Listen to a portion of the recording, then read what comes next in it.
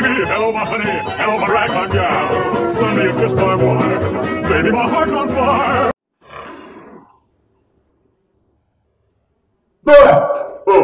Oh, it's the internet again.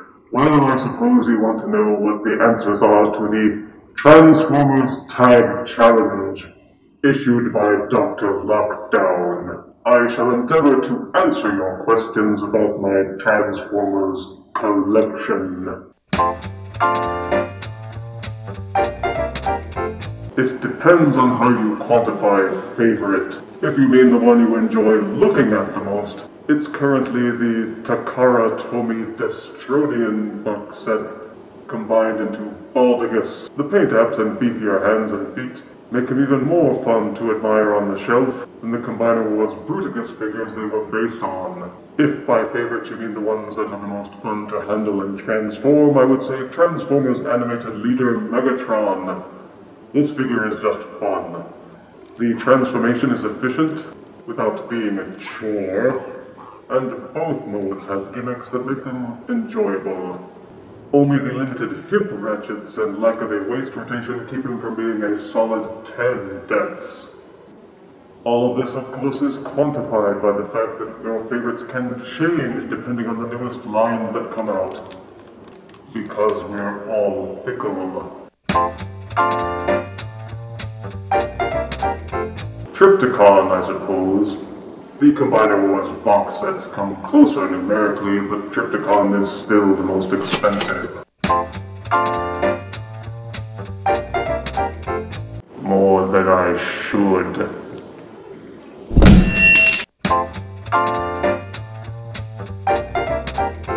It was Leader Class Brawl from the Transformers 2007 Bayverse figures. This was when the Bayverse movies were new and my opinions of them were still forming.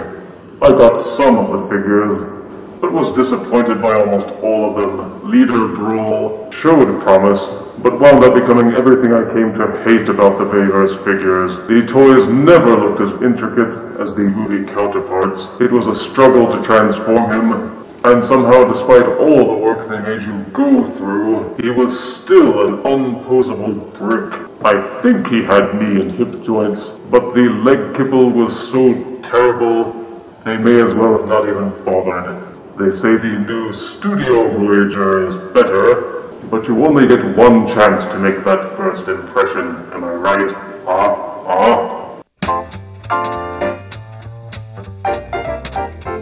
Any place that has the newest ones. And really that varies with each line, so there's no point in trying to pin down a place in particular. Sometimes it's Target, sometimes it's Walmart, sometimes it's HasbroToyStore.com or some other online retailer, especially near my realm where my minions are searching. And sometimes the newer figures never show up anywhere. Hasbro seems to delight in making some of their coolest figures utterly impossible to find. And then they have the gall to whine in their quarterly reports about how sales are down. Well, try putting them actually in store so that we can buy them, you lousy little... Anyone I can't find. Funny how that works, isn't it? But seriously, the one I really want isn't actually a transforming figure. It's MAS-02 Megatron, which is still slated to come out as of now. It just looks awesome. Some might ask, why not just get the new Masterpiece Megatron? Because frankly, I've seen what it takes to transform him and I want no part of it. Too complicated, too cumbersome, too brittle. Almost everyone who has gotten Masterpiece Megatron has said that they've picked one mode and left him there. So if I'm going to get a super expensive Megatron figure and only leave it in one mode, why not get one that's specifically designed to look awesome in its robot mode? Unfortunately, life issues prevent me from getting it until later, so I can only go to BigBadToyStore.com, see that it's still not out yet, and chuckle softly.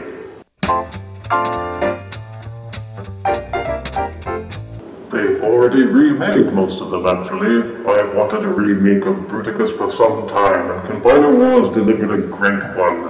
We've got lots of Megatron figures, lots of Shockwave figures, and lots of Soundwave figures already that are really good remakes. They seem to redo a lot of the really awesome figures, and of course they redo plenty of them more often than they should, like Optimus Prime.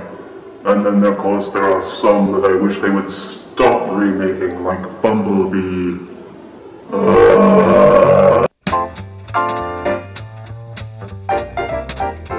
Generation 1 Starscream. Even back in Generation 1 I was disappointed by all the parts forming. The Classics remake is much better, except for the size. Sorry, ladies. Most of the things that I've seen from the third-party manufacturers is very impressive. They seem to put a lot more effort into it, but they're prohibitively expensive. And thus I have confined myself to collecting the Hasbro versions. It's just easier.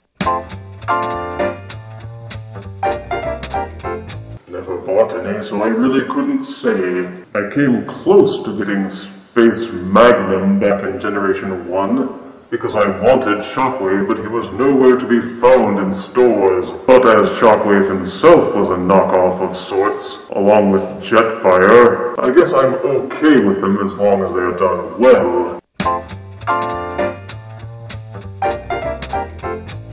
I started off with Shockwave as my first favorite. There was just something about that one big eye. Though over the years I've come to lean more towards Megatron, not Galvatron. Transformers Animated. I was prepared to hate this series after the previews and leaks that I saw at BotCon. It just looked too kiddie. But I figured I'd give it a chance and watch the first couple of episodes, and I'm glad that I did. For rarely have I been so glad to have been mistaken. It won me over with a fun factor that was totally unexpected. The Decepticons were a genuine threat. Unlike in other series where they're usually just a minor annoyance, it had excellent writing and characterization to the point where I was sorely disappointed by the abrupt and early cancellation. It's a series that I would have continued to watch for several more seasons if they had made them. The associated figures also proved surprisingly fun. And to date, Leader Class Megatron is still my current favorite. Whichever ones I can actually find locally.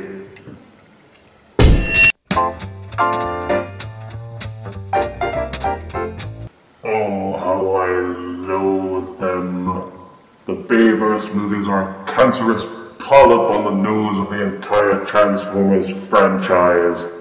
I wanted to like them, I really did. And I gave the first movie a chance. I was as impressed by anybody by the whiz-bang CGI, but they lost me by dishing up a constant parade of utterly juvenile writing, potty humor, and shameless titillation. I quickly wearied of the cinematography, which constantly looks like they took the camera and tied it to a tetherball rope, then wrangled two mental patients to bat it around. And somehow, despite the fact that they turned every Transformers character into an over-the-top stereotype, they still somehow managed to make them utterly devoid of any personality and heart. After the first movie, all I needed to see were the commercials and trailers from the sequels to know that I wanted no part of them anymore. As to the Transformers 86 animated movie, it's not without its charm. But like most movies set during the 1980s, it was a meandering apocalyptic hayride that lurched incoherently from one scene to the next with little in the way of transition. I didn't really like any of the figures or their associated toys, and that translated over to the TV animated series, which had really crappy animation for most of the episodes. I venture to say that they disappointed everybody by killing off Optimus Prime. Even me, and I'm deaf. Well, let's see. Hot Rod tried to tackle Megatron and got quickly overpowered. Then Megatron used him as a shield while blasting away at Optimus. And Optimus wouldn't shoot back because, oh gee, he might hit Hot Rod. So rather than allow a character who nobody would miss to get killed, Optimus lets himself get killed. If Hot Rod had just stayed out of it, Optimus Prime would probably have won. He took 3 shots from Megatron's little pistol before going down. Without Hot Rod's hell, he might have only taken 1 or 2 shots before he could bring his big rifle to bear and finish Megatron off. So yeah, Hot Rod's fault. Totally. And that is my answer to this Transformers Tag Challenge. I guess now I'm supposed to tag somebody else and have them give their answers. Like some sort of internet chainmail gag. Which means that I'm liable to anger whoever it is that I pick. But it's not like people are glad to see me when I turn up anyway, so I pick internet personality Vangelis. Whether he chooses to respond or not is now his business. That concludes this presentation. I hope you've enjoyed this brush with death. If you refuse me, honey, you lose me, then you'll be left alone, oh baby, come on and tell me I'm your own.